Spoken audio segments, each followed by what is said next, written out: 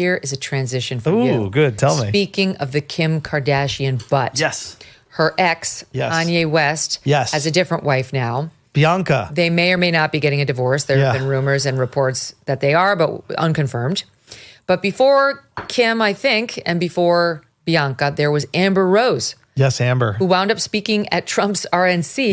Yeah. And she gave an interview on Club Shay Shay with Shannon Sharp. And she spoke to why Kanye likes apparently having his wives be naked in public, like a lot. What did she say? Take a look. Kanye's for sure dressing her like that. Yeah, he did the same thing to me and Kim. This is who he is. What is it about that he wants the world to know, look at my woman?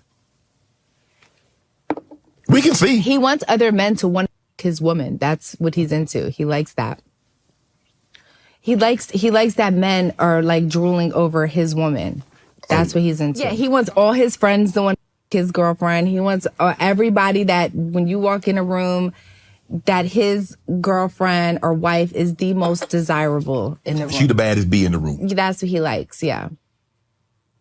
And she said he did it to me, he did it to Kim, and he's doing it to Bianca.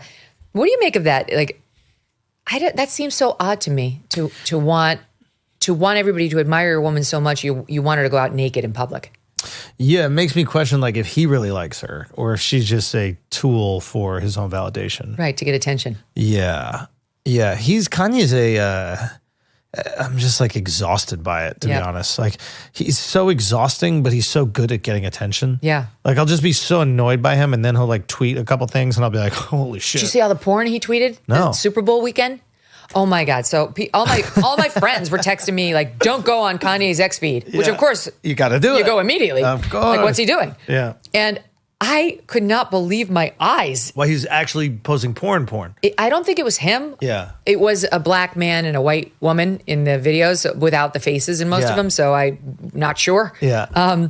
But it was very graphic, XXX porn. Yeah. All over his X feed. Yeah. And I was like, oh my God. Right. So then I logged off of that. And it wasn't until a couple hours later that I remembered to mention it to Doug. I'm like, oh my God. So he went back. It was still up. Yeah. Like it hadn't been taken down. That's not surprising me because like there's a moment like the Super Bowl where he knows that everybody's attention is going to be on somebody else. Oh. So he's like, I'm going to make this about me. Oh, that's interesting. Yeah, I think it's a constant like thirst and need for attention. I don't even know if he's aware of that. Do you think the Hitler comments are coming from the same place? Yeah, it's the same thing as MAGA. Like when MAGA was that radioactive, he was like, I'm going to wear the MAGA hat. That's interesting. He takes the most disliked, radioactive, fucked up thing, and he's like, I'm so cool that I can make this cool. Mm-hmm. And he's done that like throughout his life with fashion. And, now he does it with like talking points and that kind of stuff. But I think it's just a reflection of like him thinking, I'm so the man, I could make Hitler the man. Or it's coming from this place of, you're not going to tell me what I can or can't like. Yeah. I have total autonomy and freedom in my That I respect and like. Yeah. That I like. It's just there's other ways to prove you're free. Right. Well, there are a lot of people like that in the public, conversation. Well, I would also go like, are you really free if you need to do that? Right. Because now you're being controlled the opposite. Well, if you always have to do the most subversive thing, the most controversial thing. People that are truly free don't need that. Yeah. They feel the freedom, so they don't need to execute it every second. People who don't feel free need to constantly prove that they're free. It's back to the old, Michael Jordan didn't tell you what a great basketball player he was. He knew he was. Yeah. Like he knew he was. It's simple. I was actually with somebody from another sport, which I won't reveal who it was because it would make it obvious. But they were like, I'm the GOAT. Everyone knows I'm the GOAT. And I remember thinking, I don't think the GOAT ever calls himself the GOAT. No. It's not a thing. No. So you've got this very successful podcast now in addition to your comedy routines. What do you do on that show? Are there any limits? Is there anything you do to make it a success? Somebody was just asking me this about my show and I was like, that's not how I approach it. I just kind of do I just talk about what I want to talk about. Yeah. I talk about what I want to talk about. And then I try very hard to not let the algorithm dictate what we talk about. Yep. And I feel like a lot of times now there's a lot of creators that don't even realize that the algorithm is really dictating to them what they should create. Mm-hmm. They'll post a video or cover a topic and it will go crazy. And then they go, oh, I should cover that more. And then you see people like lose their own personal creativity and they just become this slave to the algorithm. Yes. The problem is that when you're going to do the stories you want to do, you have to accept that some days the stories are going to go crazy and some days they're not going to go crazy. And your core fans will really appreciate it, but it's not going to be this pure numbers game. Mm-hmm. And that's been the thing that, like, you know, we accept, because authenticity is like the most important thing to me. But it is one of those things that you got to go, okay, this isn't going to be as big a story. We get that. How can we be so interesting or so funny about it that maybe more people will find interest in this thing that we're really interested in? I really think that is fool's gold, right? Just to go for the viral clip, because it's like you might get a lot of subscribers or follows or whatever, or even just views or likes of that one clip, but they're not real. I'm so glad you keep going. This is great. They're not going to stay. Like, that's why you see people who have a huge number of subscribers on YouTube, but very little engagement, because their fans are not actually, like, they just click to watch that one clip, but then they're never coming back. Yep. Whereas if you just work on doing good programming every day, they're real. The relationship between you and the people watching is real. They trust you and honor you and vice versa. They trust you.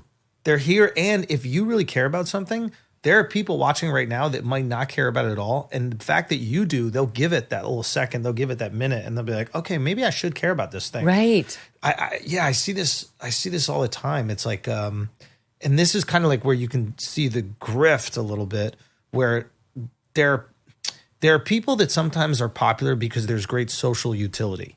Right? Mm-hmm. Like, there's a version where, like, this special has social utility, and I might get popular with some people because they're called Life on Netflix. Check it out with Andrew Schulz. Well, I wasn't even trying to plug, but like maybe they're going through like IVF or fertility issues and they feel like really seen or represented. But so maybe for like a moment, I'm very important to them. But then when that becomes more normalized, less stigmatized, they realize they don't really agree with me on other issues. So they're like, okay, I don't need you anymore. Mm-hmm. It's kind of like, not to harp on Shapiro, like kind of what he's gone through. It's like he had these great arguments for conservatives at a time where it was like really radioactive to be conservative, right? Mm-hmm. It's like there are these people that they like needed to defend their positions, but you know, they didn't have these, they didn't have like these like beautiful Harvard, like just like no fat at all, like awesome dart arguments, which he's like really brilliant at making. Totally. And he supplied them and they were like, oh, this is the guy. Now it's not stigmatized at all to be a conservative. The majority of the country is conservative. Right. So now they're like, all right, well, we don't really agree with you on Israel-Palestine, so we don't really need you anymore. You don't have social utility. You don't go out and buy a life jacket when the boat is sinking, and you don't buy gold when the economy has already collapsed. Clearly others are heeding this advice as gold hit all-time highs already this year.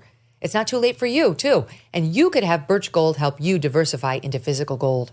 Birch Gold specializes in helping you convert an existing IRA or 401k in whole or in part into a tax-sheltered IRA in physical gold, and for no money out of pocket. One recent 5-star review said Birch Gold was, quote, knowledgeable, helpful, non-pressure. Get your free info kit on gold by texting the letters MK to the number 989898. There is no obligation, just useful information. With an A+ rating from the Better Business Bureau and countless 5-star reviews, text MK to 989898 and let the experts at Birch Gold help you secure your future today with gold. Thanks so much for watching. If you like what you just saw, hit the subscribe button for more clips and full episodes.